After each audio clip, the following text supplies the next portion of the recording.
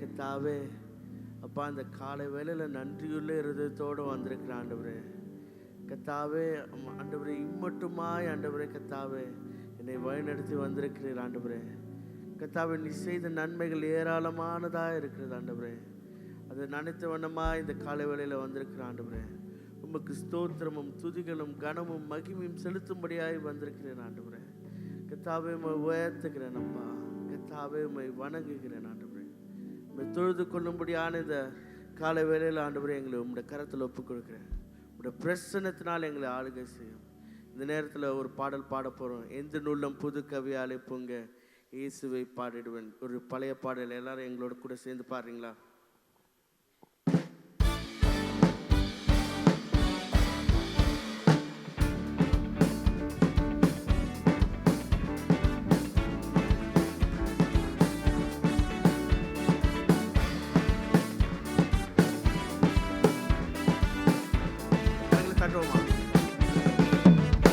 எந்த நுள்ளம் புது கவியாலே பொங்க இயேசுவை பாடிடுவேன். அவன் நாமம் ஊற்றுன்ற பரிமள தைலம் அவரையே நேசிக்கிறேன். சொல்லுமா, அவன் நாமம் ஊற்றுன்ற பரிமள தைலம் அவரையே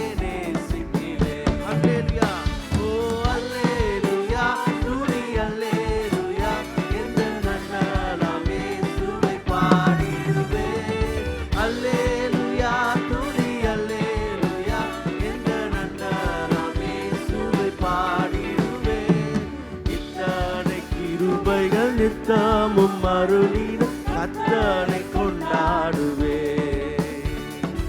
எத்தனை கிருபைகள் நித்தமும் அருளின கர்த்தனை கொண்டாடுவே. சென்ற காலம் முழுவதும் காத்தாரே ஓ சேதமும் அணுகாம சொந்தமாக ஆசி பொழிந்தெனக்கென்றும் சுகபலன் அளித்தாரே. சொல்லுமா, சொந்தமாக ஆசி பொழிந்தெனக்கென்றும் சுகபலன் அளித்தாரே. அல்லேலூயா துதி அல்லேலூயா எந்த நன்னாளாம் இயேசுவை பாடிடுவேன். அல்லேலூயா துதி அல்லேலூயா எந்த நன்னாளாம் இயேசுவை பாடிடுவேன். இத்தனை கிருபைகள் நித்தமும் அருளின கர்த்தனை கொண்டாடுவே. சொல்லுமா, ஓ இத்தனை கிருபைகள் நித்தமும் அருளின கர்த்தனை கொண்டாடுவே. சில வேளை இமை பொழுதே தம் முகத்தை சிருஷ்டிகர் மறைத்தாரே. காடும் கோபம் நீங்கி திரும்பவும் என்னே கிருபையும் பொழிந்தாரே. காடும் கோபம் நீங்கி திரும்பவும் என்னே கிருபையும் பொழிந்தாரே. பாடுமா, ஓ அல்லேலூயா துதி அல்லேலூயா எந்த நன்னாளாம் இயேசுவை பாடிடுவேன். அல்லேலூயா துதி உம்மை உயர்த்துகிறோம் ஆண்டவரே இயேசுவை பாடிடுவேன். இத்தனை கிருபைகள் நித்தமும் அருளின கர்த்தனை கொண்டாடுவே. இத்தனை கிருபைகள் நித்தமும் அருளின கர்த்தனை கொண்டாடுவே. பஞ்ச காலம் பெருகிட நேர்ந்தாலும் தம் தஞ்சமே ஆனாரே. அங்கும் இங்கும் நோய்கள் பரவி வந்தாலும் அடைக்கலம் அளித்தாரே. ஆமென். அங்கும் இங்கும் நோய்கள் பரவி வந்தாலும் அடைக்கலம் உம்மை உயர்த்துகிறோம். அல்லேலூயா துதி அல்லேலூயா எந்த நன்னாளாம் இயேசுவை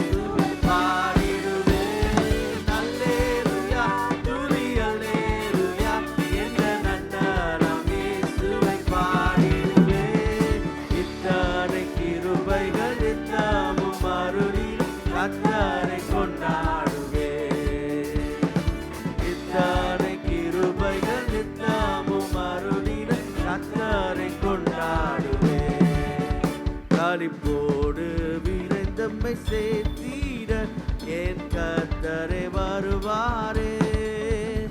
அவனோடு நாமும் வானத்தை நோக்கி அனுதினம் காத்திருப்போம். அவனோடு நாமும் வானத்தை நோக்கி அனுதினம் காத்திருப்போம். ஓ அல்லேலூயா, துதி அல்லேலூயா, எந்த நன்னாளாம் இயேசுவை பாடிடுவேன்.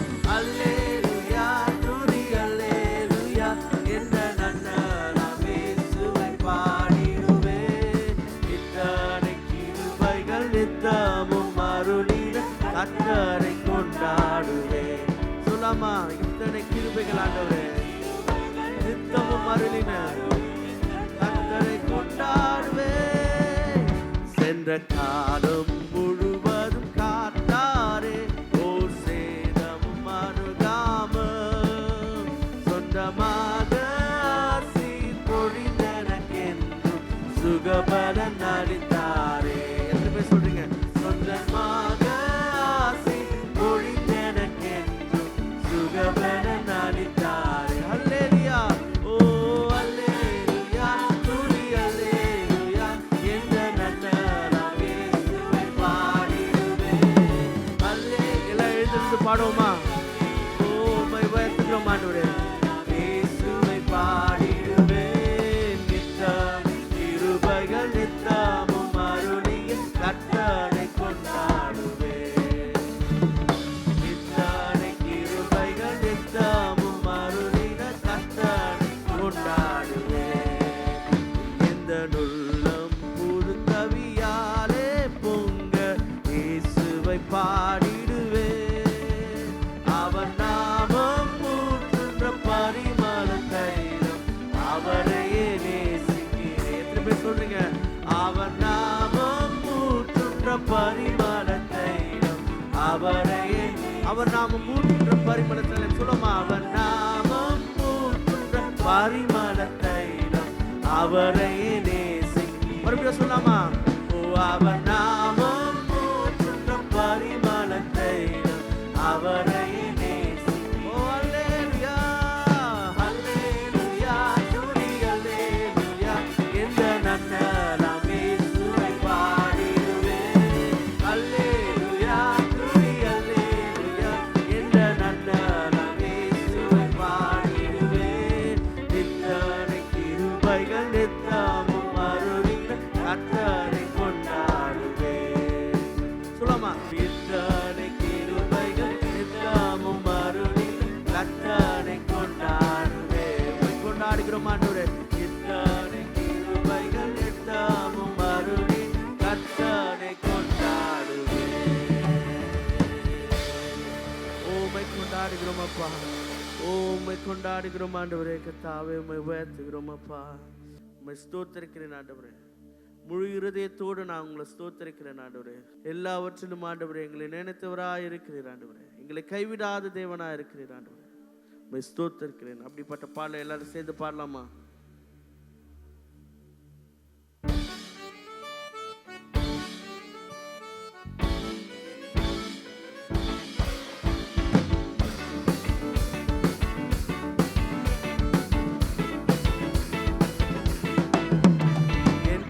செய்த நன்மையாவும் எண்ணி முழு மனதாய் ஸ்தோத்தரிப்பேன் நான். என் கர்த்தர் செய்த நன்மையாவும் எண்ணி முழு மனதாய் ஸ்தோத்தரிப்பேன் நான். ஆராய்ந்து முடியாத அதிசயங்கள் செய்வீரே, முழு மனதாய் ஸ்தோத்தரிப்பேன் நான். ஆராய்ந்து முடியாத அதிசயங்கள் செய்வீரே, முழு மனதாய். கைகளை வச்சு பாடுமா?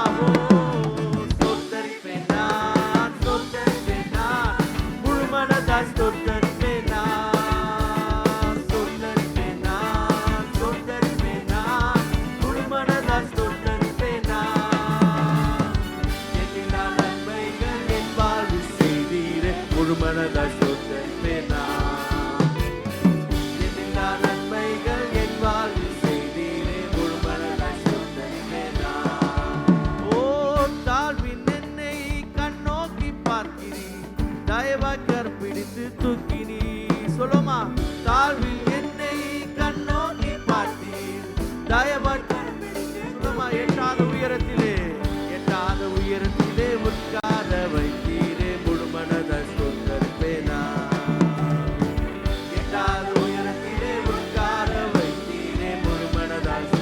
உம்மை ஸ்தோத்திரிக்கிறேன் ஆண்டவரே. ஸ்தோத்திரிப்பேன் நான், ஸ்தோத்திரிப்பேன் நான், முழு மனதாய் ஸ்தோத்திரிப்பேன் நான். ஸ்தோத்திரிப்பேன் நான், ஸ்தோத்திரிப்பேன் நான், முழு மனதாய் ஸ்தோத்திரிப்பேன் நான். எல்லா நன்மைகள் என் வாழ்வில் செய்தீரே, முழு மனதாய் ஸ்தோத்திரிப்பேன் நான். ஓ, என் வாழ்வில் செய்தீரே.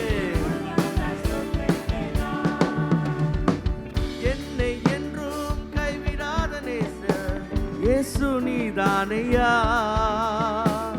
என்னை என்றும் கைவிடாத நேசர் இயேசு நீதானையா.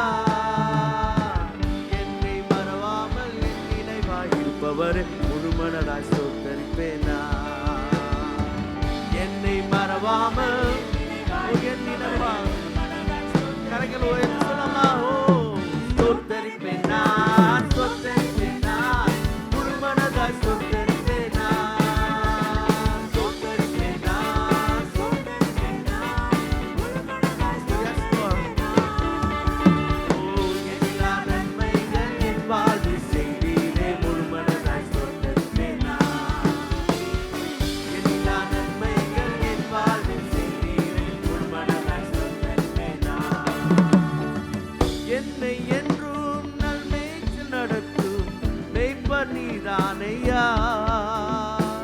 என்னை என்றும் நல்மேய்ச்சல் நடத்தும் மேய்ப்பர் நீதானையா.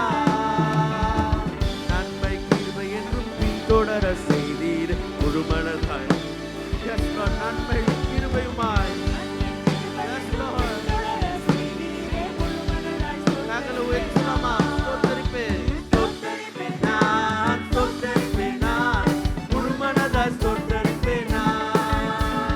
ஸ்தோத்திரிப்பேன் நான், ஸ்தோத்திரிப்பேன் நான், முழு மனதாய் ஸ்தோத்திரிப்பேன் நான். ஸ்தோத்திரிப்பேன் நான், ஸ்தோத்திரிப்பேன். ஓ, முழு மனதாய் ஸ்தோத்திரிப்பேன் நான். ஸ்தோத்திரிப்பேன் நான், ஸ்தோத்திரிப்பேன் நான், முழு மனதாய் ஸ்தோத்திரிப்பேன் நான். எல்லா நன்மைகள் என் வாழ்வில் செய்தீரே, முழு மனதாய். எத்தனை பேர் உள்ளத்தின் ஆழத்தில் சொல்றீங்க? எல்லா நன்மைகள் ஆண்டவரே, முழு மனதாய் ஸ்தோத்திரிப்பேன் நான். இன்றைக்கு நாம் தியானிக்க போகிற செய்தியின் தலைப்பு விசுவாசத்திற்காக போராடினவர்கள். The title of message that we are going to meditate is Those Who Contended for the Faith. இந்த விசுவாசத்திற்காக போராடும்படியாக கர்த்தர் நம்மை அழைத்திருக்கிறார். Today the Lord has called us to contend for the faith. அதிலே சில பரிசுத்தவான்களுடைய போராட்டத்தை குறித்து நாம் பார்த்து We are going to meditate on the contention of certain saints of God. ஒரு சிலர் போராடாதபடினால எப்படி அந்த விசுவாசம் சேதப்படுத்தினார்கள் என்று பார்க்க போகிறோம். We are also going to see some negative points as to how they wrecked the faith. வாசியுங்கள் யூதா புஸ்தகம் முதல் அதிகாரம் 3ஆம் வசனத்தை வாசியுங்கள். Let's turn to read Jude chapter 1 verse 3. Dear friends, although I was very eager to write to you about the salvation we share, I felt compelled to write and urge you to contend for the faith that was once for all entrusted to God's holy people. பிரியமானவர்களே, பொதுவான ரட்சிப்பை குறித்து உங்களுக்கு எழுதும்படி நான் மிகவும் கருத்துள்ளவனாய் இருக்கையில், பரிசுத்தவான்களுக்கு ஒரு விசை ஒப்பு கொடுக்கப்பட்ட விசுவாசத்திற்காக நீங்கள் தைரியமாய் போராட வேண்டும் என்று உங்களுக்கு எழுதி உணர்த்துவது எனக்கு அவசியமாய் கண்டது.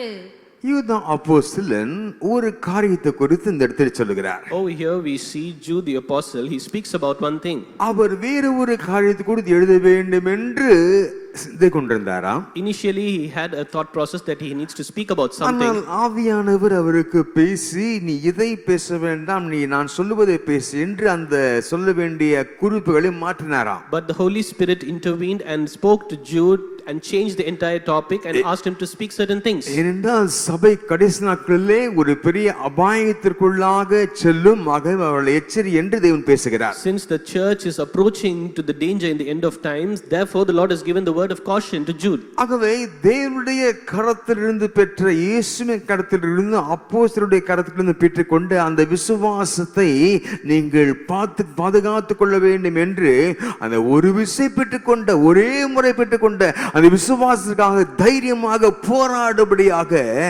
ஒரு போராட்டத்திற்கான அழைப்பை நமக்கு கொடுக்கிறதை பார்க்கலாம். Over here we can see the Holy Spirit gives the calling for the faith that was one entrusted, so that we all protect the faith that was given by the apostles and by the Lord Jesus. ஒவ்வொரு தலைமுறைகளிலும் சத்தியம் சவாலுக்குள்ளாக்கப்பட்டதை நாம் பார்க்கிறோம். In each and every generation we can see the truth has been challenged. சுவிசேஷம் நற்செய்தியின் எதிர்ப்பாளர்கள் நிறைய பேர் ஒவ்வொரு தலைமுறையிலும் காணப்பட்டார்கள், என்று வரை காணப்படுகிறார்கள். And we also see the gospel and the good things that's been opposed.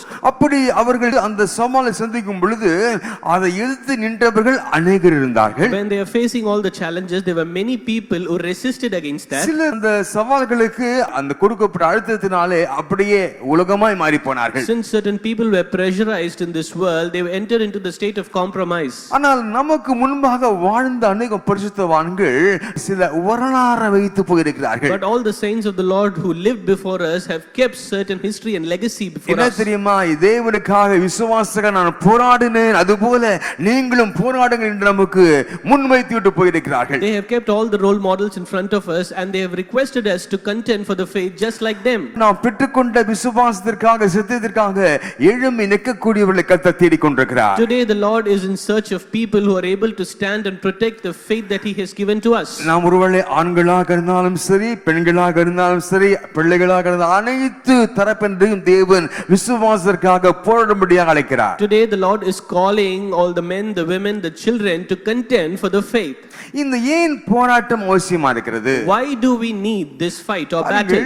ஒரு விசுவாசத்திற்கு எதிராக, சத்தியத்திற்கு எதிராக சிலர் பேசும் பொழுது சிலர் இப்படி இருப்பார்கள், நமக்கு என்ன வந்தது, அது கர்த்தர் பார்த்துக் கொள்வார், அமைதியாக இருப்போம் என்று விடக்கூடிய கூட்டத்தை ஒரு இருக்கிறார்கள். If imagine there's certain people who are coming against the truth, there are certain people who will ignore them just like that. ஆனால் ஒரு கூட்டம் இருக்கிறார்கள், But there is one group of people, அது எப்படி இவர்கள் பேசலாம், how can they say like this?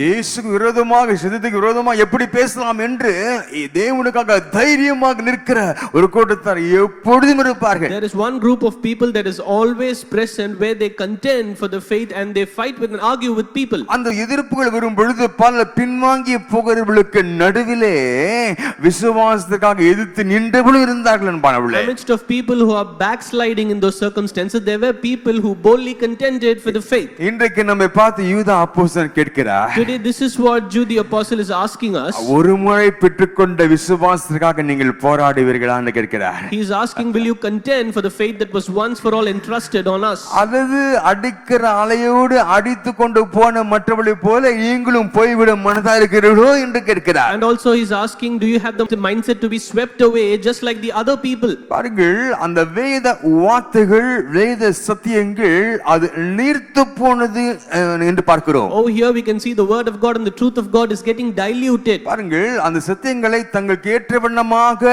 வளைத்துக் கொள்ளுகிறதை பார்க்கலாம். And over here we can see people are rephrasing or bending the truth. ஒரே வேதம் தான், There is only one scripture, ஆனால் மக்கள் தங்களுக்கு ஏற்ற வண்ணமாக அதை மாற்றிக் கொள்ளுகிறார்கள். but people are bending and amending it just for their sake. பாருங்கள், அதன் மத்தியிலே நாம் கர்த்தருக்காக விசுவாச தைரியமாக போராடும்படியாக இன்னைக்கு எத்தனை பேர் ஆயத்தமா இருக்கிறீங்க? ஒரு ஆமென் சொல்லுமா இந்த வேளையிலே? Amidst of all that, we need to be boldly stand to contend for the faith, and we need to be prepared for that. இந்த போராட்டத்துக்கான அழைப்பு இன்றைக்கு நமக்கும் வருகிறது. And that same calling is coming to each one of us today. நாம் இப்பொழுது அமைதியான பார்வையாளர்களாக இருக்க போறோமா, போராளிகளாக இருக்க போறோமா? Are we going to be the silent spectators, or are we going to contend for that? உலக பிரகாரமாக அல்லது சரீர பிரகாரமாக போராட்டம் அவசியம் இல்லை. In worldly terms or in carnally, we don't have to struggle or fight. ஆவிக்குரிய சத்தியங்கள் மாறி போகும் பொழுது, அதை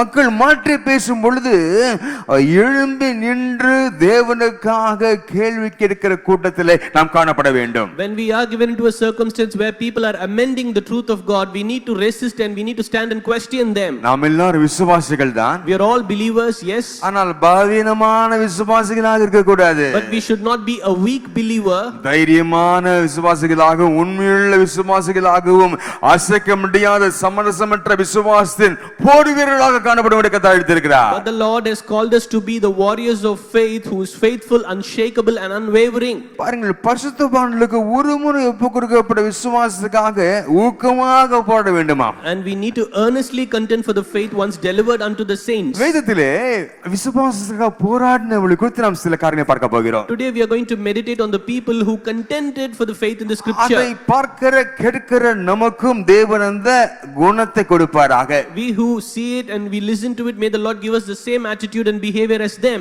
ஆகவே நமக்கு முன்பாக வாழ்ந்தவர்கள் போராடின இரண்டு பேரை குறித்து பார்க்க We are போகிறோம். going to see about two personalities who contended for the faith. அதே நேரத்தில் இரண்டு பேர் அவர்கள் அபேதமாக காணப்படாதவர்களையும் பார்க்க போகிறோம். And also we are going to see about two people who missed out the faith. முதலாவதாக நாம் பார்க்கலாமா? And firstly we are going to meditate. நம்முடைய இயேசு கிறிஸ்து அவர் சத்தியத்திற்காக போராடினார் என்று பார்க்கிறோம். We see Christ Jesus, he defended for faith. அவருடைய வாழ்க்கை குறித்து சற்று பார்க்கலாம். எப்படி போராடினார்? How did he contend for the faith? அப்ப நமக்கு என்ன உதாரணத்தை பின் வைத்து விட்டு போனார்? What role model did he set up after him? அதன் பிரகாரம் நாம் காணப்படுகிறோமா? Are we according to that? வாசியுங்கள் மத்தேயு 4ஆம் அதிகாரம் 4ஆம் வசனத்தை வாசியுங்கள். Let's turn to read Matthew chapter 4 verse 4. Jesus answered, "It is written, man shall not live on bread alone, but on every word that comes from the mouth of God." அவர் பிரதியுத்தரமாக, மனுஷன் அப்பத்தினாலே மாத்திரமல்ல, தேவனுடைய வாயிலிருந்து புறப்படுகிற ஒவ்வொரு வார்த்தையினாலும் பிழைப்பான் என்று எழுதியிருக்கிறதே என்றார். எழுதியிருக்கிறதே என்று எழுதப்பட்ட அந்த வேத வார்த்தைகளை சொல்லி சொல்லி காரணம் ஜெயித்தார்னு பார்க்கிறோம். Over here the Lord Jesus, he quoted saying, "It is written." முதல் தலைப்பை எல்லாரும் சேர்ந்து சொல்லுங்க இந்த வேளையில. இயேசு கிறிஸ்து சத்தியத்திற்காக போராடினவர். Jesus Christ, the perfect defender of truth. அவரோடு கூட சேர்ந்து நானும் போராட ஆயத்தமா இருக்கிறேன் ஒரு தீர்மானம் செய்யும்படியாகத்தான் இந்த செய்தியை நான் கொடுத்து கொண்டிருக்கிறேன். I'm delivering this message so that we all take a decision to defend for the truth just like Jesus.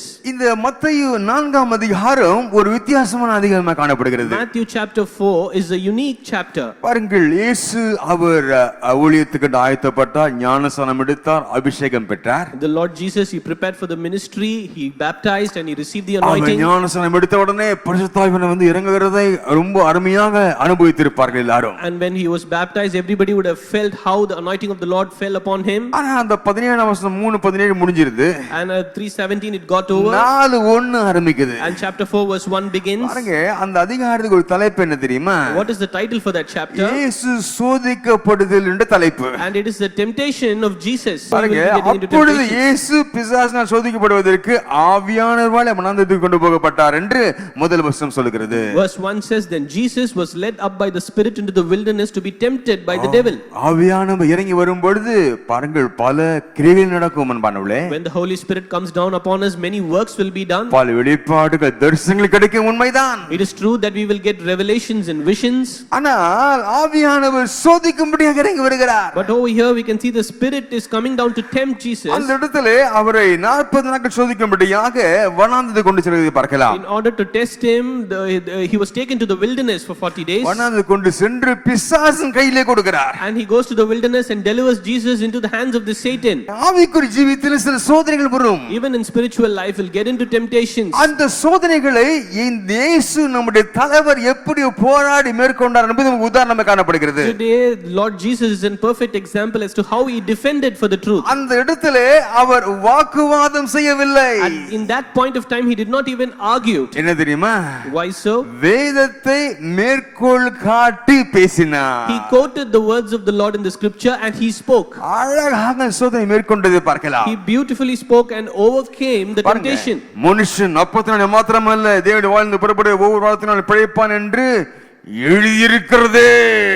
He said, "It is written, man shall not live on the bread alone, but every word that comes from your mouth of God." அத சொன்ன உடனே பிசாசுக்கு ஒண்ணும் செய்ய முடியல. When the Lord responded like this, Satan cannot do anything. ஒவ்வொரு சோதனையும் ஜெயித்தார்னு பார்க்கிறோம். That is how the Lord Jesus overcame all his temptations. இது நாம் கற்றுக்கொள்ள கர்த்தர் கிருபை செய்வாராக. Today may the Lord help us to learn this. பாருங்கள், இந்த சோதனைக்கு எதிரான வல்லமையான ஆயுதம் என்னவென்றால் வேதமும் தேவனுடைய வார்த்தையும் என்று பார்க்கிறோம் இந்த வேளையிலே. We see scripture and the word of God are the strongest weapons that we can use against the temptation. ஒவ்வொரு தாக்குதலுக்கும் தேவன் இயேசு எப்படி தயாரானார் தெரியுமா? Did you know how Lord Jesus was prepared for all the attacks? எழுதியிருக்கிறதே. He said, "It is written." எழுதியிருக்கிறது முதல்ல நமக்கு தெரியணும். If it's written, then we need to know that. நமக்கு வேத வார்த்தைகள் நம்முடைய இருதயத்திலே பதிந்து காணப்படாவிட்டால் நம்முடைய ஆவிக்குரிய ஜீவியத்திலே நாம் தோல்வியை சந்திக்க வேண்டிய சூழ்நிலை உண்டாகும். If the word of the Lord is not memorized or there in our hearts, then our spiritual life will be tested. இருதயத்திலிருந்து வருகிற வார்த்தைகள் எல்லாம் அது வசனங்களாக காணப்பட வேண்டும். All the words that's coming from your heart should be the verses of God. போராட்டத்திலே பயன்படுத்த வேண்டிய ஆயுதம் வாள் அல்ல. And it is not the sword that you need to use during the time of battle. அல்லது துப்பாக்கி லைசென்ஸ் இருக்கும் licence இல்லாம இருக்குது அந்த துப்பாக்கி அல்ல. It is not the licensed gun that you need to use during the battle. தேவனுடைய வார்த்தை சொல்லுங்க பார்க்கலாம். தேவனுடைய வார்த்தை. It is the word of God. அந்த துப்பாக்கியை வாள் எடுத்துட்டு போனா பிசாசு பயப்பட மாட்டான். If you are having the sword or the gun, the Satan will not tremble. அந்த நாட்கள் நாம் பார்க்காத வாளா? And he will say, I have seen better weapons than நாம் this. பார்க்காத துப்பாக்கியா? I have seen many guns like this. நான் எல்லாத்தையும் பார்த்துட்டேன். I have seen it all. ஆனா பயப்பட ஒரே ஆயுதம் என்ன தெரியுமா? But there's only one weapon. தேவனுடைய வார்த்தை. It is the word of the Lord that trembles the Satan. ஹalleluya. நம்முடைய ஆவிக்குரிய போராட்டத்திலே நமக்கு இயேசு ஒரு முன்மாதிரியை காட்டி இருக்கிறார். Jesus shows us the role as a model for in a spiritual warfare. எல்லா சோதனைகளிலும் நம்முடைய உணர்ச்சி வசப்பட வேண்டாம். Let us not be emotional during our temptations. அப்படி உணர்ச்சி வசப்படும் போது தான் மாமிசத்திலே போட வேண்டிய எண்ணம் நமக்கு வரும் அன்பானவர்களே. If you fight with emotion, then you will struggle it carnally. கருத்து மோதல் வேண்டாம். Do not fight when there's a difference of opinion. தேவனுடைய வார்த்தையை பயன்படுத்தி இப்படி சொல்லி இருக்கிறது எழுதி இருக்கிறது என்று நாம் பேச ஆரம்பிக்கும் பொழுது நிச்சயமாக ஜெயம் வரும் அன்பானவர்களே. We need to use the word of the Lord and we need to say it is written and we need to fight with the word of God. பொருளாதார போராட்டம் வருகிறதா? If there is a financial struggle that you're facing, நீயோ கடன் கொடுப்பாய் வாங்காதிருப்பாய் என்ற வார்த்தையை சொல்லி சொல்லி ஜெபியுங்கள். and you need to say you will lend and you will not borrow. You need to use that verse and you need to pray. கர்த்தர் உங்களுக்காக யுத்தம் செய்வான் சொல்லி இருக்கிறது. நீங்க அதை சொல்லி காட்டி வாஸ் ஜெபியுங்கள். You need to highlight and quote the verses that's recorded in the scripture saying the Lord will battle for you and you need to pray. ஒரு பிரச்சனை வரும்போது வசனத்தை எடுத்துக்கொள்ளுங்க. For each and every problems that you're facing, you need to take the word of God. அந்த வசனத்துல கையை வச்சு ஆண்டவரே இது சொன்னீரே சொல்லி சொல்லுங்க. You need to lay your hands on the word of God and need to say, Lord, it is written, you've told this. அதை நிறைவேற்றுவீராக சொல்லுங்க. You need to say, Lord, you fulfill this for me. சட்டத்தின் அந்த எண்ணை சொல்லி ஒரு போராடும் பொழுது வாதாடும் பொழுது சுப்ரீம் கோர்ட் ஜட்ஜ் கூட மறுத்து பேச முடியாது அல்லவா? If you plead the court by highlighting the penal codes, even the judge cannot say anything. அதுபோல தேவனுடைய வார்த்தையை நீங்கள் கை வைத்து விசுவாசித்து அறிக்கை செய்து ஜெபிக்காரீங்கள். அது எப்படிப்பட்ட சோதனையாக இருந்தாலும் நீங்கள் இந்த வெளியே வர கத்த கிருபை செய்வாராக. ஏத்து போராட கத்த கிருபை செய்வாராக. During the times of temptation, you need to lay your hands on the word of the Lord. You need to resist against that and the Lord will give you strength to come over it. சத்தியத்தை தேவனுடைய வார்த்தையினாலே பாதுகாக்க வேண்டும். Truth must be defended using the word of God. இயேசுவிலே உறுதியாக நின்றார். Jesus, he stood firm in that. வார்த்தையை சில வேளைகளில் பிசாசு மாற்றி சொல்லுகிறான். Certain times Satan is falsifying the words. நீ நினைக்கிறபடி இல்லப்பா அது இப்படிதான் என்று எழுதியிருக்கிறது என்று கர்த்தர் அதை அறிந்தபடினாலே அந்த உறுதியாக பேசினபடினாலே எல்லா சோதனையும் நம்ம ஜெயித்து பார்க்கலாம். Although Satan is trying to rephrase the things that's recorded in the scripture, since Lord Jesus knew everything, he overcame that situation. நீர் தாழ குதியும் தூதர்கள் ஏந்தி கொள்வார்கள் ஆகவே நீ குதின்னு சொல்றான். And he is asking the Lord Jesus Christ to jump from that place, telling the Lord that the angels will carry him. தேவன் எழுதின இயேசு எழுதி இருக்கிற அந்த தாற்படுத்தி சொல்லி அதை ஜெயிக்கிறதை பார்க்கலாம். And the Lord says whatever that's written in the scripture, he quoted that and he prevailed that situation. உபவாச நாட்களிலே பல அப்பங்கள் அருமையாக இருக்கிறதே, பிரியாணி ஸ்மெல் நல்லா இருக்குது, நீ புசி தவறில்லை என்று பேசுவான். During the days of fasting, the devil will say all the biryanis and the foods are there, you need to eat it. பாருங்க அந்த வேளையிலே நாம் விசுவாசத்தில் உறுதியாக இருக்கிறதை கிருபை செய்வாராக. At that time, may the Lord will help us to stand firm in faith. ஒரு வார்த்தைகளை சொல்ல விரும்புகிறேன். And I would like to emphasize on one word. தேவனுடைய வார்த்தையை அறிந்த விசுவாசியை சாத்தான் ஒருபோதும் ஜெயிக்கவே முடியாது. A believer who knows the word of God can never be defeated. என்ன மழை அடித்தாலும் Whether there's rainfall, புயல் அடித்தாலும் whether there's storms and cyclones, அந்த விசுவாசனுடைய அந்த ஜீவியம் சாய்ந்து போகாது. the life of that believer can never be shaken or pushed down. பாருங்கள், அவ்விதமாக அநேக விசுவாசிகள் அவளுக்குள்ள இருக்கிற அந்த தேவனுடைய வார்த்தை எவ்வளவு பலமுள்ள வார்த்தை என்று அறியாமல் இருக்கிறார்கள். They do not even realize the words that there inside our heart is so powerful. ஆகவே அவள் சோர்ந்து போவதை நாம் பார்க்கிறோம். And that is the reason we see them getting wearied. ஆனால் அவளுக்குள்ள இருக்கிற வார்த்தை அது சத்தியமும் பலமும் வாய்ந்த வார்த்தை. But the words that they have inside their heart, it's truthful and powerful. அதை வாய்த்தது சொல்லுவாங்கன்னா அந்த காரியங்கள் மாறும். If they open their mouth and use the words, the things will change. தன் பலத்தை மறந்த ஒரு சிங்கம் இருந்ததாம் நாட்களிலே. During those times there was a lion who did not even realize its own strength. அந்த சிங்கமானது குட்டியிலே காற்றிலிருந்து வெளியே வந்து அபிதமாக ஆட்டுக்குட்டிகளோடு வளர்ந்து கொண்டிருந்ததா. And this lion was a very young lion and it was living among the goats.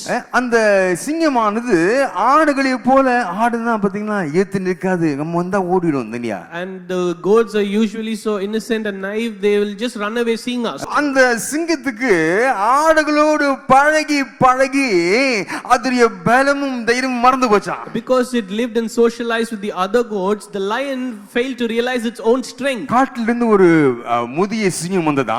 One day there was an old lion that came out of the forest. அந்த ஆடு கூட்டம் வந்துச்சா. And the goats, they came as a group. அந்த ஆடு கூடயே இந்த சிங்கம் நடந்து வந்துச்சா. And the lion was also marching along with the goats.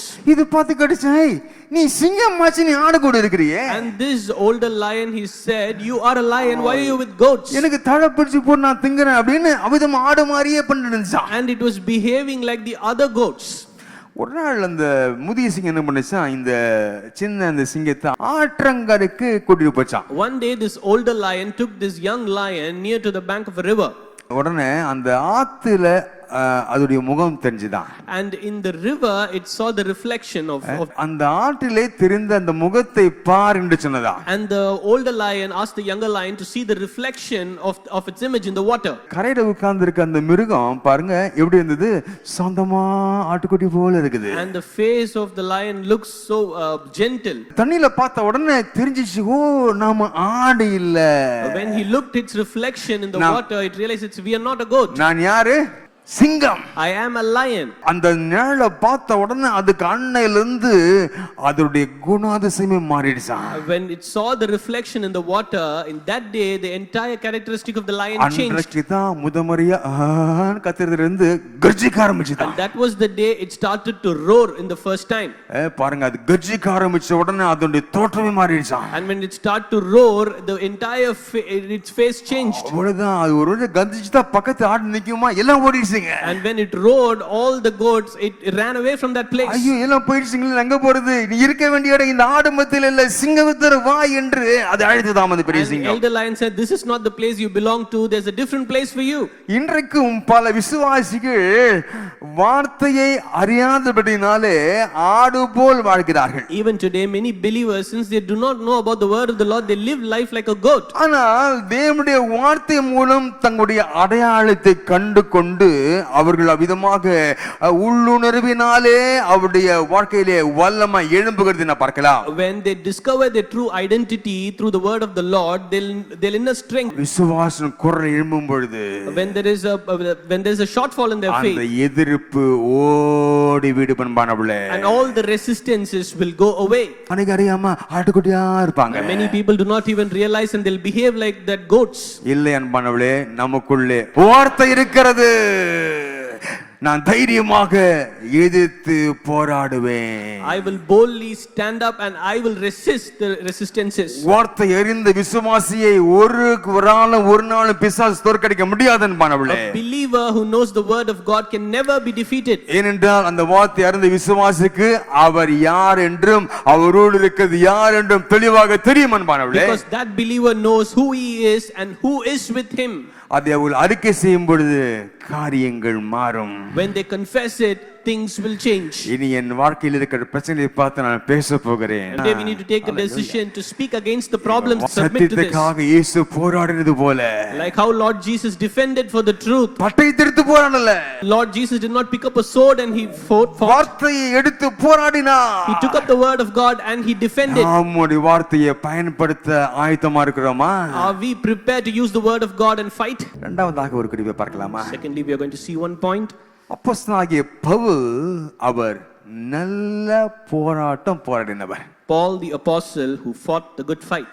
வாசிங்கள் 2 தீமோத்தேயுவின் நிருபம் 4ஆம் அதிகாரம் 7ஆம் வசனத்தை வாசிங்கள். Let's read 2 Timothy chapter 4 verse 7. I have fought the good fight. I have finished the race. I have kept the faith. நல்ல போராட்டத்தை போராடினேன், ஓட்டத்தை முடித்தேன், விசுவாசத்தை காத்துக்கொண்டேன். அருமையான அப்போஸ்தலனாகிய பவுல் ஒரு சாட்சியை கொடுக்கிறார். Over here Paul the apostle he shares a beautiful testimony. Pavul பாருங்க, அவர் உயிரோடு இருக்கும் பொழுதே அவர் செய்து முடித்தேன்னு சாட்சி கொடுக்கிறார். But here Paul shares a testimony while he was alive, telling that he has finished everything. ஒருவேளை மரித்தவர்கள் எழும்பி வருவார்கள் என்றால் பாருங்க, அவங்க இவ்விதமா சாட்சி கொடுக்க முடியுமா? கொஞ்சம் யோசிச்சு பாருங்க. If the dead persons were come alive, can you think that they can share testimonies like this? அப்போ சொல்ல முடியும், நல்ல போராட்டம் இருக்க வரையும் போராடணும்பா. And can they say, I have fought a good fight? நான் ஓட்டத்தை முடித்தேன். I have finished the race. விசுவாசத்தை காத்துக்கொண்டேன். I have kept the faith. அந்த ஒரு காரியத்தை அப்போஸ்தலனாகிய பவுல் உயிரோடு இருக்கும்போது இந்த கடைசி காலகட்டத்திலே தைரியமாக சொல்லுகிறதை பார்க்கலாம். During the end of his times, we can see Paul the apostle, he shares a good testimony about himself. Pavul அப்போஸ்தலனுடைய வாழ்க்கையை பார்த்தீர்கள் என்றால் போனடெல்லாம் போராட்டம் தான். Looking at the life of Paul the apostles, wherever he went, he faced the struggles. எங்க போனாரோ அவர் எதிர்க்கிறவங்க வந்துருவாங்க அங்க. Wherever he went, people were there to oppose him. என்ன போராட்டம்? தனிப்பட்ட போராட்டம் இல்ல. It is not an individual fight. சுவிசேஷத்திற்காக விசுவாச போராட்டம். It is a fight of faith for the gospel. பாருங்கள், இது ஒரு சாதாரண மனிதன் எழுதிய வார்த்தைகள் அல்ல. These are not the words written by an ordinary man. மரணத்திற்கு அருகிலே பவுல் இருப்பதை அவர் வெளிப்பாடு மூலமாக தெரிந்து கொண்டு தனது வாழ்க்கையினுடைய சுருக்கத்தை சொல்லுகிற வசனம் தான் இந்த வார்த்தைகள். And Paul the apostle clearly knows that he is nearing to the verge of death, and he shares the life summary as a testimony over here in this verse. சொல்லுகிறார், நல்ல போராட்டத்தை போராடினேன். He said, I have fought a good fight. ஓட்டத்தை முடித்தேன். I have finished the அவருக்கு race. தெரியும் எப்ப முடிய போகுதுன்னு தெரியும். ஆகவே தெளிவா சொல்றாரு. He very well know when he will finish his race. ஆனால் தேவனிடத்தில் பெற்ற அந்த ஒரு விசை பெற்றுக்கொண்ட விசுவாசத்தை நான் பாதுகாத்துக் கொண்டேன் என்று ஒரு பெரிய சாட்சி கொடுக்கிறார் அன்பானவர்களே. And he shares a very great testimony telling that I have kept the faith that was entrusted to me. தன் வாழ்க்கை முழுவதும் வாழ்ந்து முடித்து ஒரு முடிவுரை சொல்வது போல தன் வாழ்க்கைக்குரிய எண்டிங் வேர்ட்ஸ் சொல்லுகிறது பார்க்கலாம். He summarizes all the things that he faced in his life and he gives a good conclusion here. இந்த வசனம் ஒரு பெரிய வெளிப்பாடு அல்ல. And this verse is not a revelation. ஒரு வெற்றியின் அறிக்கையாய் சொல்லப்படுகிறது. It is said as a statement of the victory. நம்முடைய வாழ்க்கையிலும் தேவன் நம்ம கையிலே விசுவாசத்தை ஒப்பு கொடுத்திருக்கிறார். Even in our life the Lord has given faith into our hands. அதை நாம் உண்மையாக நம்முடைய வாழ்க்கையிலே வாழ்ந்து ஓடி முடிக்கிறோம் என்ற அந்த சாட்சியை நம்ம கொடுக்க முடியுமா? Can we share a similar testimony as we finished all the things that the Lord delivered to us? இன்றைக்கு நாம் திடீரென்று தேவன் அழைத்தால் போவதற்கு ஆயத்தமாக இருக்கிறோமா? Today are we prepared to go meet the Lord if he calls us? இன்னும் சில காரியங்கள் செய்து முடிக்க வேண்டியது இருக்கிறதா? Is there any things in the pipeline that you need to do? எல்லா காரியங்களும் தொடர்ந்து இருக்கும் வாழ்க்கையில. All the things will be continuing in your life, it is true. ஆனா ஆவிக்குரிய ரீதியிலே நாம் எல்லா காரியங்களையும் கரெக்ட்டா அன்றன்று குறிக்கப்பட்ட காரியங்களை முடித்தாக வேண்டும். In spiritual way, whatever things that was entrusted to us, we are obliged to finish it. Pavul சொல்வது போல ஒரு வெற்றியின் அறிக்கை, ஒரு செய்து முடித்தோம் என்ற அந்த ஒரு அறிக்கையை நாம் செய்ய வேண்டும். And we need to make a similar statement like Paul, where he gives a statement of victory telling everything is finished. கிறிஸ்தவ வாழ்க்கை என்பது ஒரு போராட்டம் நிறைந்த வாழ்க்கையை காணப்படுகிறது. A Christian life is full of battles. சோதனைகள், பரிசோதனைகள் ரெண்டும் ஒரே வார்த்தை தான், வித்தியாசம் இருக்குது. Trials and temptations, we have differences in these two words. அந்த இரண்டு சோதனை வந்தாலும் அதில் ஜெயம் பெற கர்த்தர் கிருபை செய்வாராக. Even if you face these two things, the Lord will help you to overcome that. விசுவாச சவால்கள், Spiritual challenges, சாத்தானின் தாக்குதல்கள், attacks of the Satan, அவை எல்லாவற்றையும் அப்போஸ்தலனாகிய பவுல் தேவனுடைய வல்லமையினாலே எதிர்த்து போராடினார். through the power of the Lord, Paul, he overcame and he fought against all this. இதுதான் ஒரு நல்ல போராட்டம். And this is what we call a good fight. சிலர் வீட்டுல போராடுவாங்க. Certain people will fight in their places. ஏதாவது கோவம் வந்துச்சுன்னா நான் சாப்பிட மாட்டேன்னு போராடுவாங்க. I will not eat anything, they'll say. எவ்வளவு நாள் இருப்பீங்க சாப்பிடாம? How many days you can be without eating? நம்ம உபவாசம் இருந்து 40 நாள் கூட இருந்துடலாம். And if there's a days of fasting, you can do fasting for 40 days. ஆனா அந்த சாப்பாடு டிலே ஆச்சுன்னா நமக்கு உடல் சக்தி எல்லாம் போற மாதிரி இருக்கும், அப்படியே பிரச்சனை உண்டாகும். When there is a delay and we have not eaten, then we will face some physical challenges. பாருங்க, விதமாக வீட்டிலே தேவையில்லாம் வீண்புக்காக போராடுற போராட்ட குறித்து நான் இந்த இடத்துல பேசல. I'm not speaking about the unnecessary fights that we are putting up in the family. Pavul அப்போஸ்தலன் போராடினது போல விசுவாசத்திற்காக போராட்டத்தை நாம் போராட வேண்டும் என்று கேட்டுக்கொள்கிறார். Just like Paul the apostles, we need to fight a good fight for the faith. போராட்டத்தில் நாம் ஓடக்கூடாது. And we should not run from the fight. நாம் எதிர்த்து நிற்க வேண்டும். We need to stand against it. பிசாசுக்கு எதிர்த்து நிற்க வேண்டும். We need to stand up against the Satan. பவுலுடைய பெரிய சாதனை என்ன தெரியுமா? And what is the great achievement of Paul? விசுவாசத்தை இழக்கக்கூடிய சூழ்நிலையிலான பல சூழ்நிலை வந்தது. He faced certain situation where he could have given up on faith. சிறைகள், அடிகள், புறக்கணிக்கப்படுதல், தனிமை, எல்லா காரியத்து மத்தியிலும் தன்னுடைய விசுவாசத்தை விட்டுவிடாமல் காத்துக்கொண்டாரே. He was put behind bars, he had beatings, he faced rejection, but despite of all this, he protected his faith. விசுவாசத்தை இறுதி வரைக்கும் காத்துக்கொள்வதுதான் ஜெயம் கொள்ளுதல். Keeping the faith until the end means we are victorious. ஆண்டவரே, உம்முடைய கையிலிருந்து ஒரு விசை பெற்றுக்கொண்ட விசுவாசத்தை நான் இறுதி வரைக்கும் காத்துக்கொள்வேனப்பா என்று எத்தனை பேர் சொல்ல விரும்புறீங்க இந்த How many வேளையிலே? people would like to say, Lord, the faith that was entrusted upon us, enable me to protect that. கடைசியாக ஒன்றை தானிக்க விரும்புகிறேன். Finally, I'd like to meditate one thing. இது விசுவாசமாக போராடி போராட்டத்தை விட்டு குறித்து பார்க்கிறோம். And we are going to see about the people who abandon their faith. வேதத்திலே ரெண்டு பேர் சேர்ந்து வருவாங்க. And in the scripture we see about two names coming together. இமனே அலெக்சாண்டர்னு ரெண்டு பேர் இருந்தாங்க. We see about Hymenaeus and Alexander. அவர்கள் பவுல் விசுவாசத்தை போராடினான்னு பார்த்தோம். And we saw Paul the apostle, he fought for the faith. இவங்க விசுவாசமாகிய கப்பலை என்ன பண்ணாங்கன்னா சேதப்படுத்தினாங்களா. They have shipwrecked the faith. இவங்கள ஜெயிச்சவங்க மனசுல இல்லாட்டியும் கூட எச்சரிப்பா இவங்க நம்ம மனசுல இருக்கட்டும். And we need to remember these people because they missed out on faith. ஆண்டவரே, இவளை போல விட்டுற கூடாது ஆண்டவரே. Father God, I should not be like these people missing out my faith. வாசிங்க 1 தீமோத்தேயு 1:19 வாசிங்க. And let's turn to read 1 Timothy chapter 1 verse 19. Holding on to faith and a good conscience, which some have rejected and so have suffered shipwreck with regard to faith. Among them are Hymenaeus and Alexander, whom I have handed over to Satan to be taught not to blaspheme. இந்த நல் மனசாட்சியை சிலர் தள்ளிவிட்டு விசுவாசமாகிய கப்பலை சேதப்படுத்தினார்கள். இமனேயும் அலெக்சாந்தரும் அப்படிப்பட்டவர்கள். அவர்கள் தூஷியாதபடி சிட்சிக்கப்பட அவர்களை சாத்தானிடத்தில் ஒப்புக்கொடுத்தேன். இந்த வசனம் ஒரு எச்சரிப்புள்ள வசனமாய் காணப்படுகிறது. And this verse is a verse of caution. கிறிஸ்தவ வாழ்க்கை ஒரு கப்பற் பயணம் போன்றது. Christian life is like a ship on a journey. அந்த கிறிஸ்தவ வாழ்க்கையாகிய அந்த கப்பலுக்கு ரெண்டு விதமான சுக்கான்கள் அவசியமாக இருக்கிறது. There are two steering wheels that we need for the ship of faith. பாருங்கள், அது என்னன்னா விசுவாசமும் நல்மனசாட்சியும். Those are faith and a good conscience. Pavul தீமோத்தேயுவுக்கு இதை சொல்லி எச்சரிக்கிறார். Paul is saying all these things to Timothy and he warns him. எப்பா தீமோத்தேயு, நீ சின்ன வயசா இருக்கிற. And Timothy, you're very young. உன்னை போல தான் நிறைய பேர் தொடங்கினாங்க. Many people they started like you. ஆனா அவங்க கப்பல் அப்படியே போய்க்கொண்டே இருந்துச்சு. But the ship was sailing. ஆனா முடிவுல அந்த கப்பலை சேதப்படுத்தினார்கள். But at the end they shipwrecked it. அந்த சேதப்படுத்தாமல் உன்னுடைய கப்பலை நீ பாதுகாத்துக் கொள் என்று பவுல் ஒரு அறிவுரை எச்சரிப்பா சொல்கிறார். And over here Paul gives a warning and a caution message to Timothy, asking him to be cautious not to shipwreck it.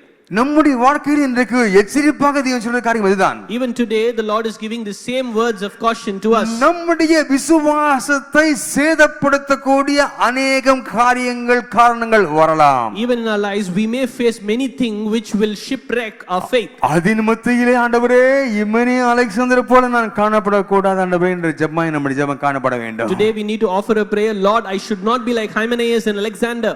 முதல் சொன்னது போல இயேசு கிறிஸ்துவை போல அப்போஸ்தலனாகிய பவுலை போல காணப்பட வேண்டும் ஆண்டவரே என்ற ஜெபம் காணப்பட வேண்டும். Today you need to pray that you need to be like Jesus Christ and Paul the apostles to keep their faith. இந்த விசுவாசம் என்பது உணர்ச்சியிலிருந்து வருவது அல்ல அன்பானவர்களே. This faith is not something that comes from your emotion. தேவனுடைய வார்த்தையிலே உண்டான ஒரு நம்பிக்கை என்று பார்க்கிறோம். It is more or less like the trust that we have on the word of God. அந்த வார்த்தையிலே ஒரு விசுவாசம் காணப்படும் பொழுது சூழ்நிலைகள் மாறினாலும் மனிதர்கள் மாறினாலும் என்ன மாறினாலும் காலங்கள் மாறினாலும் கோலங்கள் மாறினாலும் விசுவாசம் மாறக்கூடாது. ஒரு பெரிய ஆமென் சொல்லுங்க பார்க்கலாம். When we have the word of God in our life, the circumstances and the situation and the people might change, but our faith should not change. பாருங்க, இந்த புயல்கள் தாக்கும்போது விசுவாசத்தை அது பலவீனப்படுத்த கூடாது. When the storms hit our lives, it should not weaken the faith. அந்த புயல் தாக்கும்போது விசுவாசத்தை இறுகமாய் பிடித்துக் கொள்ளணும். When the storm is hitting us, we need to cling on to the faith by holding it too tighter. புயல் இப்படி வீசிக்கொண்டிருக்கிறது. Now we have cyclones. இந்த புயல்கள் வீசும் பொழுது அநேக மரங்கள் சாய்ந்து போகும் அன்பானவர்களே. At the time of cyclones, many trees will fall. இந்த விசுவாசம் சோதிக்கப்படுகிற வேளை எந்த வேளை தெரியுமா? What is the time when our faith will get tested? புயல் அடிக்கும் போது, during the time of storm, சோதனை வரும்போது, during the time of temptation. இவர்கள் நிலைத்து நிற்கிறார்களா? Are they standing firm? அல்லது சாய்ந்து போகிறார்களா? Or do they fall away? ஒரு காட்டுல ஒரு பெரிய மரம் இருந்ததாம். There is a mighty tree in a forest. அது 100 வருடம் பழமை வாய்ந்த மரமாம். It is a 100-year-old tree. என்ன புயல்கள் வந்தாலும் அந்த மரம் நிலைத்திருந்ததாம். And there were so many storms the trees faced, but the tree was standing firm. ஆனால் இந்த புயல்கள் சில காற்றுகள் வரும் பொழுது சில கிளைகள் மட்டும் உடையுமாம். So during some times of cyclones, certain branches will break and fall off. சில வேளையிலே அதோட இலைகள் பிய்ந்து பறந்து போகுமா? The leaves will be plucked out and it will go away from the tree. அவ்விதமாக என்ன நடந்தாலும் என்ன பாதிப்புகள் ஏற்பட்டாலும் தாக்கம் ஏற்பட்டாலும் இந்த மரம் விழுந்து போகாம அது நிலைத்திருந்ததா? Despite of any calamity, but this tree never fell because it stood firm. அவ்வழியாய் வந்த ஒரு வழிப்போக்கன் டிராவலர் ஒரு கேள்வி கேட்டாராம். There was a traveler who went by and he asked a question. இத்தனை புயல்கள் வந்தும் நீ எப்படி விழாமல் இருக்கிறாய்? How did you remain standing through so many storms? அந்த மரம் சொன்னுச்சு அதுக்கு. That tree responded, இந்த என் மேல் பரப்பிலே மரமாகிய அந்த தண்டிலோ கிளைகளிலோ இலைகளிலோ எவ்வளவு வேகமாக புயல் வீசினாலும் எனக்கு கவலை இல்லை. காரணம் எனக்கு கீழே இருக்கிற வேர் இருக்கிறது அல்லவா, அந்த வேர் அது ஆழமா இருக்கிறபடினாலே அது அசைக்க முடியாதபடினாலே என்னை யார் இதுவரைக்கும் கீழே தள்ள முடியவில்லை என்று இந்த மரம் சொன்னதாம். the tree responded to the traveler telling that its roots went so deeper into the ground and that's the reason it withstood all the storms and the cyclones. இதுபோலதான் நாமும் சொல்ல வேண்டும். பவுலும் சொன்னார். Even in our lives we should say like that, like Paul the apostle. அவரை கொண்டு போய் சிறையில் அடைச்சாலும் நிம்மதி ரெஸ்ட் எடுக்கிறாரு. He was put behind bars but he was happily relaxing in the jail. சிறை அவரை குலுக்கவில்லை. And the prison did not shake him. ஆடிகள் அவரை உடைக்கவில்லை. The beatings that did not break him. அந்த நிராகரிப்பு அவரை நிறுத்தவில்லை. The rejections did not stop him. தனிமை அவரை பலவீனப்படுத்தவில்லை. The loneliness it did not weaken him. இந்த எதிர்மான காரியங்கள் இன்னும் ஆழமாக பவுலை மாற்றியது. All the opposition and the contrary things made him a better person. விசுவாசம் பலவீனப்படுத்தப்படவில்லை, பலப்படுத்தப்பட்டது சோதனையின் மூலமாக. His faith was not weakened, his faith was strengthened during the time of troubles and temptations. அவ்விதமாக நாம் கிறிஸ்துவிலே கொண்டிருக்கிற நம்பிக்கை, நாம் சந்தித்து கொண்டிருக்கிற இந்த பிரச்சனையை காட்டிலும் என் விசுவாசம் ஆழமானது என்று சொல்றாங்க. ஒரு பெரிய ஆமென் சொல்லுவோம் அந்த வேளையிலே. Say amen if you say my faith is deeper than my problems. என்ன காற்று வந்தாலும் புயல் அடித்தாலும் அது அசையாது என்று சொல்ல வேண்டும். You need to say my faith shall not be shaken by any storms or cyclones. இந்த இமனே அலெக்சாந்தர் என்று பார்த்தோமே, And we saw about Hymenaeus and Alexander. இவர்கள் அந்த புயலிலே நிலைத்து நிற்கவில்லை. And they did not stand firm at times of storm. அந்த விசுவாச கப்பல் சேதமடைந்தது. The ship of faith was shipwrecked. அது நொறுங்கியது என்று பார்க்கிறோம். We see it was destroyed and collapsed. விசுவாசத்தையும் நல்மனசாட்சியும் தள்ளியவர்கள் வழி தவறி விழுந்து உடைதலுக்கு ஆளாவார்கள். And people who rejected the faith and the good conscience, their direction will change and they'll eventually fall and collapse. நல்மனசாட்சி என்பது நம் ஆவிக்குரிய radar. A good conscience is like your inner spiritual radar. Radar வேலை என்ன தெரியுமா? What is the radar? புயல் வரும்போது கரெக்டா அது பார்த்து சொல்லிட்டே இருக்கும். At times of storm, it will clearly observe and give us update. ஆவிக்குரிய ஜீவிதத்திலே நல்ல மனசாட்சி நம்மை நல்வழி நடத்தும் என்ற அந்த உள்ளுணர்வு அதுக்கு செவி கொடுக்க கர்த்தர் கிருபை செய்வாராக. Today the Lord will help us to listen to our insights that we get through the radars. அதை மீறும் பொழுது கர்த்தருடைய ஆவியுடைய சத்தத்தை நாம் கேட்பதிலிருந்து தவறி போவோம். When you bypass all these things, we will miss out on hearing that all the cautions. மனசாட்சிக்கு அவிதமாக செவி கொடுப்போம். ஆவியானவர் பேசுகிற அந்த குரல் இருக்குதல்லவா, உள்ளே பேசிக்கொண்டே இருப்பார் அல்லவா, அந்த நடத்துதலுக்கு கீழ்ப்படிவோம். Let us have the good conscience and listen to the words of the Holy Spirit, and we need to walk accordingly so that we get protected. அந்த ரேடார் ஃபெயிலியர் ஆயிடுச்சுன்னா இமனி அலெக்சாந்தர் போல் இந்த நிலைக்கு நாம் வந்து விடுவோம். If there is a failure in the radar, and we will be in the same positions as Hymenaeus and Alexander. அவளுக்கு உள்ளே பேசிக்கொண்டிருந்த இந்த குரலை கேட்காமல் போனதுதான் அவள் கப்பல் உடைந்ததற்கான காரணம். Since they failed to listen to their inner voice, that led them to shipwreck all those faith. ஆகவே விசுவாசத்தையும் நல்மனசாட்சியும் நாம் தள்ளாமல் அதற்கென்று நாம் அவிதமாக அதிலே உறுதியாய் ஜீவிக்க கர்த்தர் கிருபை செய்வாராக. Therefore, may the Lord give us grace that we should not reject the faith and the good conscience. ஒன்று தெரியுமா, திடீரென்று யாரும் பின்வாங்க மாட்டார்கள். And do you know one thing? Nobody backslides all of a sudden. உள்ளே மனசாட்சி பேசிக்கொண்டிருக்கும். And the conscience will be talking to them. அது புறக்கணிக்கப்படும். And sometimes it will be ignored. ஆவியானவர் அவர் தொடர்ந்து உள்ளுணர்வை கொடுப்பார். And the Holy Spirit will give you insights. அதை புறக்கணித்து விடுவார்கள். And people will reject them off. அப்பொழுதுதான் பின் மாற்றம் தொடங்கும். And that is when you retreat and you backslide. அந்த விசுவாசம் குறையும். The faith will decrease. விசுவாச துரோகத்திற்கு ஆளாகிற நிலை ஏற்படும். And it will be a situation where we will betray because we will miss out on faith. ஒரு சில காரியங்களை சொல்லிவிட்டு நான் முடிக்கிறேன். I would like to touch upon certain points and conclude. ஆவிக்குரிய கப்பல் நொறுங்குவதை எப்படி தவிர்க்க முடியும்? How can we avoid spiritual shipwreck? ஒரு 5 குறிப்புகளை நான் வரிசையாக சொல்லிவிட்டு முடிக்க விரும்புகிறேன். I would like to list down 5 points and conclude. ஜெபத்தையும் தேவனுடைய வார்த்தையும் அலட்சியப்படுத்த வேண்டாம். Do not neglect prayer and the scripture.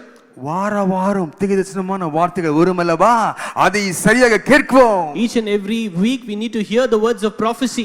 அந்த தீர்க்கதரிசனமான வார்த்தைகள் அந்த வாரம் வரப்போகிற அந்த எதிர்ப்புகள் அந்த சோதனைகளிலிருந்து நம்மை பாதுகாக்கும் அன்பானவர்களே. The words of prophecy that we are hearing that week will enable and it will prepare us to face the upcoming week. முதலாவதாக சொல்லுங்கள், ஜெபத்தையும் வார்த்தையும் அலட்சியப்படுத்த வேண்டாம், எழுதி வைத்துக் கொள்ளுங்கள். As the first point, do not neglect the prayer and scripture. இரண்டாவதாக பரிசுத்த ஆவியின் வழிநடத்துதலுக்கு கீழ்ப்படிய வேண்டும். And secondly, we need to obey to the Holy Spirit's prompting.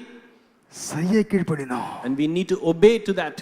சரியை கீழ்ப்படினோம். We need to obey to that promptly. ஒருமுறை நாங்கள் எங்களுடைய வாகனத்திலே நாங்கள் ஊழியத்துக்கு சென்று கொண்டிருந்தோம். ஒரு ஆந்திராவிற்கு முக்கியமான இடத்திலே திருப்பதி சபை திருப்பதிக்கு சென்று கொண்டிருந்தோம். There was a time where we were traveling to Andhra as a part of our ministry in a van. பயங்கர போராட்டம் நடைபெற்றது. And there was a great struggle there. அப்பொழுது நான் வேன்ல இரண்டாவது இருக்கையில் அமர்ந்து கொண்டிருந்தேன். I was sitting in the second seat inside the van. கடைசி இருக்கையில் நம்முடைய உதவி போதகர் அமர்ந்திருந்தார். And the last seat our associate pastor was sitting. பொதுவாக நான் பேசும்போது யாரையும் பக்கத்துல வாங்க சொல்லி பேசுவதில்லை, நான் அவங்களை அழைத்து பேசினேன். Generally I don't talk when we are traveling. At that time I called and I spoke. அவர் என்ன பாஸ்டர் என்று 3 இருக்கைகள் முன்னால வந்து என்கிட்ட அப்படி தள்ளி ஏட்டி பேசினாரு. And he came 3 seats forward and he sat and he spoke to me. அது ஏன் அப்படி எடுத்தேன்னு எனக்கு தெரியல. I did not know why I called him all of a sudden. வண்டி ஓட்டு நபர் ஒரு சடன் பிரேக் அடிச்சாரு. And the person who was driving the van, he applied the brake. பின்னால குட்டியான வந்து மேல பெரிய அந்த கம்பிகள் கட்டட கம்பிகளை ஏத்தி வந்திருந்தாங்க.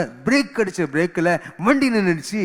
மேலே இருக்க கம்பி அப்படியே பின்னாலே அந்த கண்ணாடி துளைத்து வேர்க்குள்ள வந்துச்சு. And the small auto was carrying all the bars of iron, and immediately when he applied the brakes, it pierced the glass door and all the iron came inside the van. ஒரு நிமிஷம் உறைந்து போனோம். And we were all shell shocked. In case அந்த pastor அங்க இருந்திருப்பாருன்னா அவ்வளவுதான். If the pastor was remaining seated in the last place, then that's all. சரி, வேளையில கர்த்தர் பேசும்படியாக உணவு கொடுத்த உடனே பேசுங்கள். Sometimes if the Lord gives you certain insights, you need to speak it out. பேசாம இருக்க சொன்னா பேசாம இருங்க. If the Lord is asking you to remain quiet, you need to stay silent. பரிசுத்தாவின் வேண்டுதலுக்கு கீழ்ப்படிய வேண்டும். Let's obey to the Holy Spirit's prompting. மூன்றாவதாக மனசாட்சியை தூய்மையாக பரிசுத்தமாக வைத்திருக்க வேண்டும். Thirdly, you need to keep your conscience clean and sacred. என் மனசாட்சி கிளீனா இருக்கு சொல்ல முடியுமா? Can we say if our heart is if our conscience is clean? ஆன்லைன்ல பார்க்கறவங்களுக்கும் சொல்றேன், உங்களுக்கும் சொல்றேன். People are watching online, I'm telling that guy to you. தூக்கலாம் சொல்லல. I'm not asking you to raise your hands. நீங்க கேட்டு பாருங்க, என் மனசாட்சி சுத்தமா இருக்குதா? Ask yourself if your conscience is clean. உங்க குடும்பம் தெரியாது, யாருக்கும் தெரியாது, உங்களுக்கு தெரியும் எப்படி இருக்குன்னு. Nobody in your family will know, but you know how your conscience is. இந்த நேரமும் சுத்தமாக வைத்துக் கொள்வோம். And you need to keep your conscience so clean all the time. நான்காவதாக விசுவாசத்தில் நிலைத்திருக்க வேண்டும். Fourthly, we need to stand firm in faith. நாம் கேட்ட செய்தி இதுதான். And that's the message that we heard. கடைசியாக ஐந்தாவதாக தவறும் போது தவறுகளை ஒப்புக்கொண்டு மனம் திரும்புவோம். As the fifth point, we need to repent quickly whenever we fall.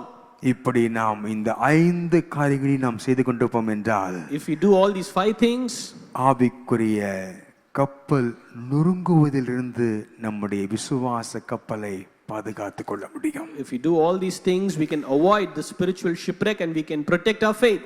புயலடித்தாலும் மழையடித்தாலும் நாம் சேதப்பட மாட்டோம். When there is a storm or when there is a rain, we will never be shipwrecked. அப்பா, எத்தனை போராட்டங்கள் வந்தாலும், Father God, no matter how many temptations that I'm facing, எத்தனை புயல்கள் வந்தாலும், no matter how many storms and cyclones, என்னை ஒன்றும் செய்ய முடியாத அளவுக்கு நான் விசுவாசத்திலே உறுதிப்படுத்தவே செய்வீராக. Father God, give me grace to stand firm in the faith to face all this. அந்த விசுவாசத்துக்காக நான் போராட கிருபை செய்வீராக. Father God, give me grace to resist against all these. இந்த வரைக்கும் அதை சேதப்படுத்தாம வைத்திருக்கிறீர்களா? ஏற்கனவே சேதப்பட்டு விட்டதா? Is your ship got collapsed or destroyed, or have you protected அப்படி it? விசுவாச கப்பல் சேதப்பட்டிருக்கும் என்றால் ஒப்பு கொடுங்க. ஆண்டவரே, மனம் திரும்பி இதுதான் காரணம் ஆண்டவரே, இந்த ஒப்பு கொடுக்கிறேன் என்று இந்த 5வது குறிப்பாக பார்த்தோமே, தவறும் போது தவறுகளை ஒப்புக்கொண்டு மனம் திரும்ப என்று பார்த்தோமே, அது நடைபெறக்கத்த கிருபை செய்வாராக. If you are facing a shipwreck in your life, as the 5th point, we need to repent quickly whenever we fall. பிதாவே, விசுவாசக்கான போராட கிருபை செய்வீராக. Father God, enable me to contend for the faith, Lord. அப்பா, வார்த்தையினாலே நீர் மேற்கொண்டது போல நாங்கள் மேற்கொள்ள கிருபை செய்வீராக. Like how you prevail using the word of God, enable me to prevail as well, Lord. பவுலை போல விசுவாச கடைசி வரைக்கும் காத்துக்கொள்ள கிருபை செய்வீராக. Just like Paul the apostle, enable me to protect my faith until the end, Lord. நல்ல போராட்டத்தை போட கிருபை செய்வீராக. Enable me to fight a good fight, Lord. அப்பா, எந்த விதத்தில் விசுவாச கப்பல் சேதப்படாம நீர் பாதுகாத்துக் கொள்வீராக. Father God, you protect us from all kind of shipwreck, Lord. உம்முடைய கருத்தை கொடுக்கிறோம், ஆசீர்வதிப்பீராக. You are delivering everything into your hands, Lord. இயேசுவின் நாமத்தில் பிதாவே. In Jesus' name we pray. ஆமென், ஆமென், ஆமென். நம்முடைய கர்த்தராகிய இயேசு கிறிஸ்துவின் கிருபையும் பிதாவாகிய தேவனுடைய அன்பு பரிசுத்தாவியினுடைய ஐக்கியம் அன்பும் சமாதானம் ஆள்கையும் நம் அனைவரோடும் இருந்து நல்ல போராட்டத்தை போராடி விசுவாசத்தை காத்துக்கொண்டு கடைசி வரைக்கும் விசுவாசமாய் கப்பல் சேதப்படாமல் காத்துக்கொள்ள கர்த்தர் கிருபை தருவாராக. ஆமென், ஆமென். என் ஆத்துமாவே கர்த்தரை ஸ்தோத்திரி, உள்ளமே பரிசுத்த நாமத்தை ஸ்தோத்திரி. என் ஆத்துமாவே கர்த்தரை ஸ்தோத்திரி, அவர் செய்த சகல உபகாரங்களை மறவாதே. ஆமென். Pastor B. ஸ்டீபன் மற்றும் திருமதி சந்திரலி